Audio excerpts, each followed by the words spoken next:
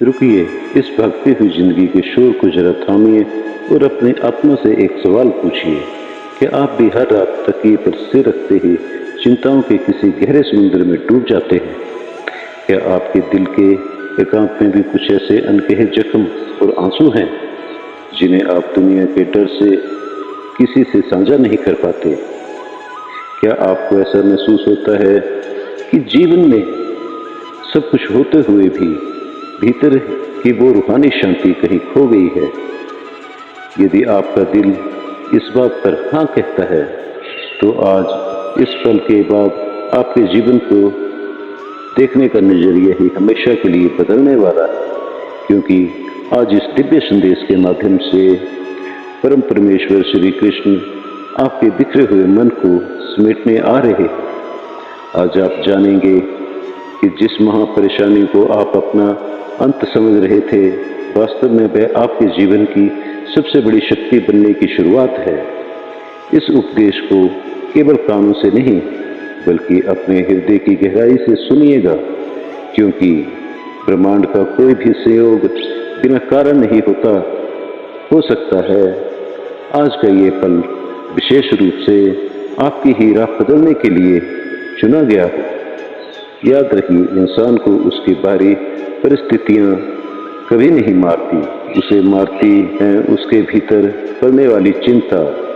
चिंता वो गुप्त आग है जो शरीर को नहीं बल्कि आत्मा को भीतर ही भीतर राख कर देती है। ये वो दिमक है जो आपके फौलादी आत्मविश्वास, आपके गहरे धैर्य और आपकी मासूम मुस्कान को चुपचाप निगल जाती है। जरा ठंडे दिमाग से सोचिए, जिस कल की फिक्र में आज आप तड़प रहे हैं, क्या वह फिक्र आपकी समस्या की दीवार को 1 इंच भी हिला पा रही है? बिल्कुल नहीं। फिर भी ये नासमझ मन बार बार उसी अंधेरी खाई की तरफ भागता है। मनुष्य आने वाले कल के काल्पनिक भूत से डरता रहता है और बीते हुए कल की राख को कुदेरने में अपने आज के इस अनमोल स्वर्णिम पल को गवा देता है। स्वयं योगेश्वर कृष्ण ने कुरुक्षेत्र की भूमि पर कहा था, हे अर्जुन, जो बीत गया वह आज तुम्हारा नहीं है, उसके लिए विलाप मत करो, और जो आने वाला है वह अभी पैदा ही नहीं हुआ, उससे भयभीत मत हो। तुम्हारे वजूद का सत्य केवल और केवल ये वर्तमान क्षण है, और इसी क्षण को जीना तुम्हारी सबसे बड़ी दिव्य शक्ति है। जब एक छोटे से बीज को मिट्टी के घने दम घोटने वाले अंधेरे में दफनाया जाता है, तो संसारिक तौर पर लगता है कि उसका अंत हो गया। लेकिन ब्रह्मांड का नियम देखिए, वही अंधेरा उसके एक विशाल फलदायी वृक्ष बनने का एकमात्र गर्भगृह होता है। ठीक उसी तरह आपके जीवन में आया तूफान और कठिन समय आपको नष्ट करने नहीं, बल्कि आपके भीतर छिपे असली स्वर्ण को तराशने आया है। जिन्होंने बीच राह में हाथ छोड़ा, उनसे शुक्रिया कहिए, क्योंकि उन्होंने आपको अपनी बैसाखियां तोड़कर आत्मनिर्भर बनाना सिखाया। जिन आंसुओं और हालातों ने आपको रुलाया, नमन कीजिए उन्हें, क्योंकि उन्होंने आपके भीतर एक ऐसा फौलाद पैदा किया जो अब कभी नहीं टूटेगा। जिन बड़ी असफलताओं ने आपके रास्ते रोके, वे असल में रुकावटें नहीं थी, वे तो ईश्वर द्वारा आपकी दिशा बदलने के लिए पवित्र इशारे थे, ताकि आप सही मंजिल पा सकें। याद रखिए, कच्चा सोना जब तक आग की भट्टी में पूरी तरह नहीं तपेगा, तब तक वो मुकुट का कुंदन नहीं बन सकता है। हीरा जितना भयानक दबाव झेलता है, उसकी चमक उतनी ही अमर होती है।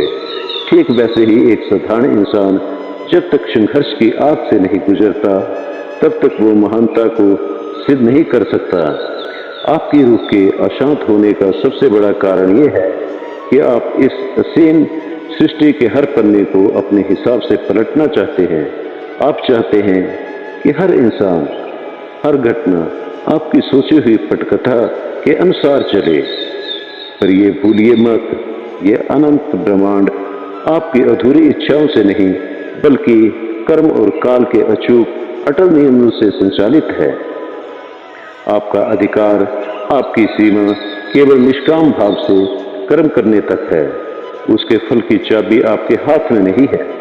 जब आप परिणाम की कड़ियों को कसकर पकड़ने की कोशिश करते हैं तो मानसिक गुलामी और डर का जन्म होता है। और जिस क्षण आप अपना सर्वश्रेष्ठ प्रयास करके परिणाम को उस परम पिता के चरणों में समर्पित कर देते हैं, उसी क्षण आपके भीतर एक अलौकिक असीम शांति का जन्म होता है।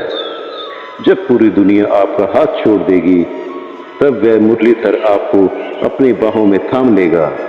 जब आपकी मानवीय आंखों को सामने सिर्फ दम दीवारें दिखेंगी, तब वह अदृश्य रूप से आपके लिए एक ऐसा नया द्वार बना रहा होगा जिसकी आपने कभी कल्पना तक नहीं की होगी।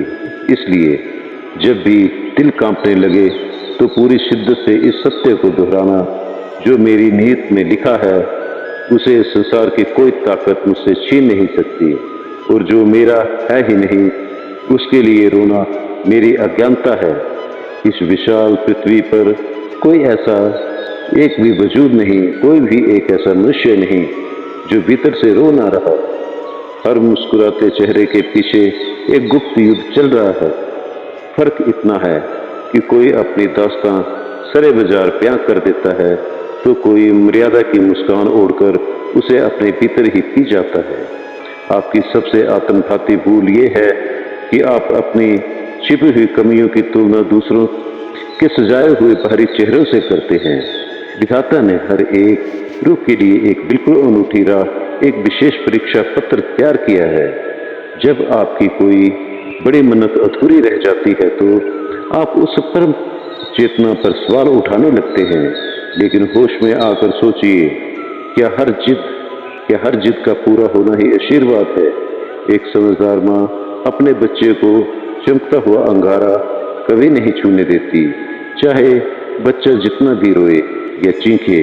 ठीक उसी तरह हमारा ईश्वर हमें वो नहीं देता जो हमें इस पल अच्छा लग रहा होता है, बल्कि वह देता है जो युग युगों तक हमारी आत्मा के लिए परम कल्याणकारी हो। आपके जीवन की कोई भी पीड़ा या अंधकार आपकी कहानी का अंतिम पूर्ण विराम नहीं, वह तो बस एक छोटा सा अल्प विराम है।